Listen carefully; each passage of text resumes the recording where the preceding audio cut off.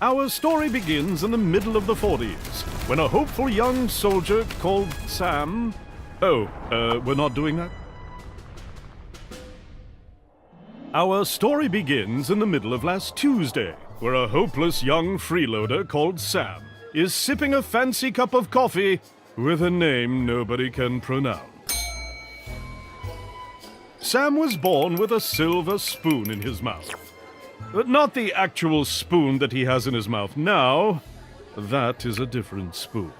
But a figurative spoon that represents all the wealth and attention that he has been receiving from his parents. And their butlers. And their butlers' parents. You're a douche, aren't you, Sam? Blink twice if yes. He can't hear me. This is Sam's girlfriend, also not being heard by Sam.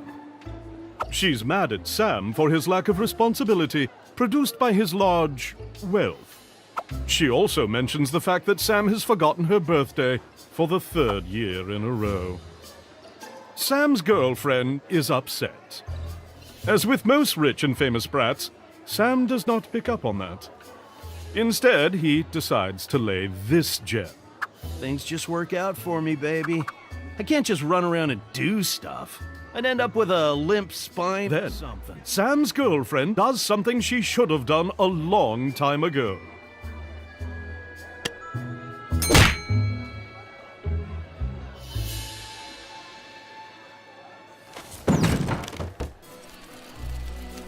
Sam is laying unconscious on the floor.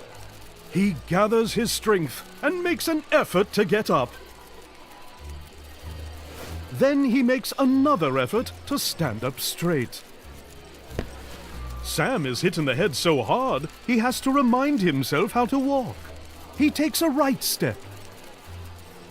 Then he takes a left step. Good job, Sam! You're very good at existing. How dare you startle my child? An overprotective mother hurls a cup of coffee in Sam's face. He has to blink rapidly to regain his vision. Say something, Harold. Oh, gee. How is our son going to become a respected politician if he can't fend for himself? I thought he was gonna become an actor. Oh, what's the difference?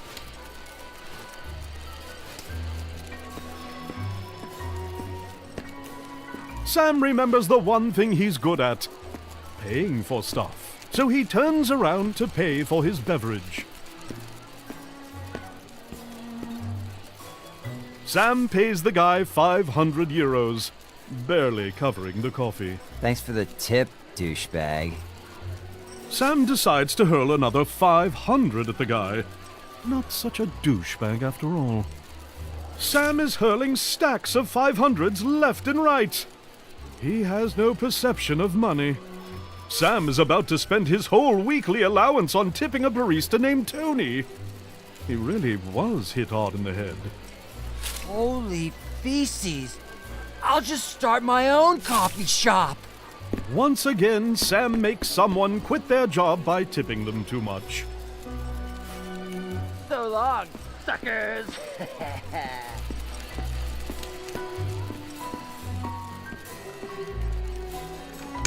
Sam spends a decade making his way out the door, which is pretty good for a guy with a major concussion.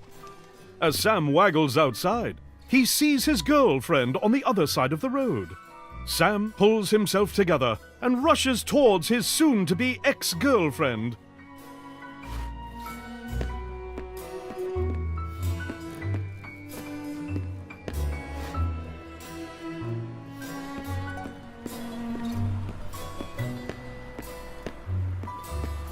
This is when a septic tank truck approaches Sam with an average speed of 90 kilometers per hour. The impact renders him 8 types of dead.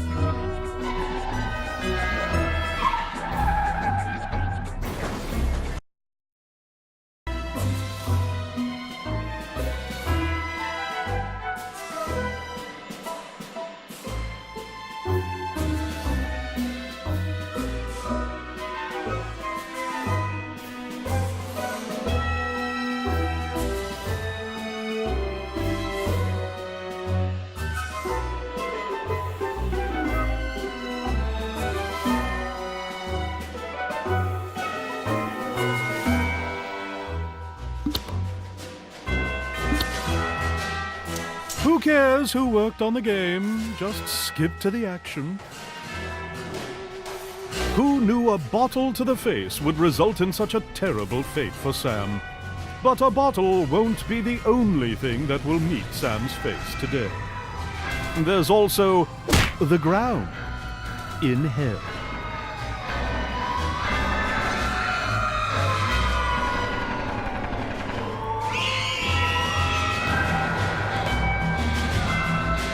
Sam does not like being dead a single bit. He also hates the eerie feeling of not having any cash on him. Then he finds 7 glowing notes in his pocket. That makes him feel reasonably better. He checks out that horrible. The source of the sound is none other than obliteration and oblivion, extermination and extinction, the end, decease and demise, the Grim Reaper, death. He's trying to do a kickflip on a skateboard and is dressed like a douchebag for some reason. In his coarse, horrifying voice, he lays this on Sam. Yo, yo, yo! You must be Sam from the info I was provided.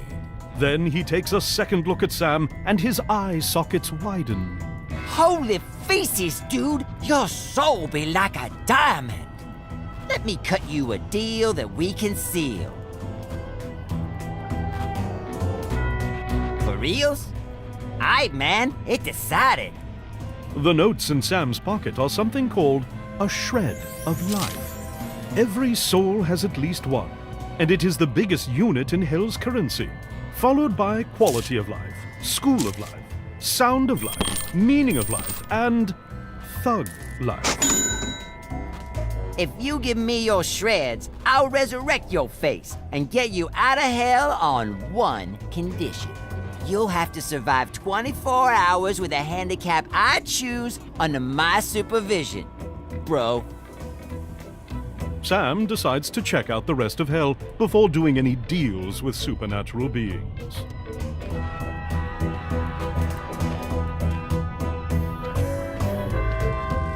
Why, hello there, dear sir. Let's see if we can find a job for you. You get to be... Ooh, a plumber. That'll be all your shreds, dear sir. All right, that sounds fair. Yes. Sam notices that the souls that get into Hell are forced to get a job and become functioning souls of society. For most people, this is okay, but for Sam, it's horrifying. He hurls his shreds at death like he's never hurled piles of money before. Why, hello there, dear sir. Let's see if we can find a job for you. You get to be... Ooh, a minesweeper. That'll be all your shreds, dear sir. Could be worse. Whatever. Kinda sounds fun. Why, hello there, dear sir. Let's see if we can find a job for you. You get to be a struggling freelance artist. Oh my. That'll be all your shreds, dear sir. No! This is truly hell! Well, looks like it's time for lunch, dear sirs and madams. Take all your concern-related concerns up with upper management. See you in 5 hours. Sam has seen enough. He goes back to death and his deal.